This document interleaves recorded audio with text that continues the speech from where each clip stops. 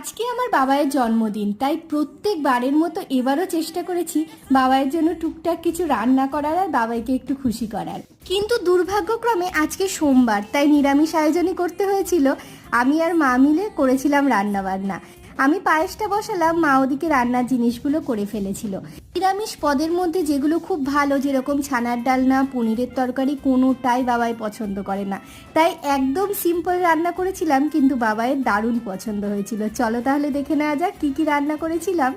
ভাত, ঘি, নুন দিয়ে শুরু করেছিলাম, তারপর শাক, বড়া ভাজা, ঢ্যাঁড়স ভাজা, আলু ভাজা, কাঁকরোল ভাজা, এটা কুমড়ো ভাজা, তারপরে হয়েছিল চাল কুমড়োর তরকারি, করেছিলাম একটু মুগের ডাল আর পায়েস, আর আম দিয়েছিলাম আর একটু মিষ্টি দই। ব্যাস, এই ছিল ছোট্ট আয়োজন বাবাইয়ের জন্মদিনের। চলো এবার সাজিয়ে গুছিয়ে দিয়ে দিই। Happy birthday Babai. Hi, happy birthday. Thank you.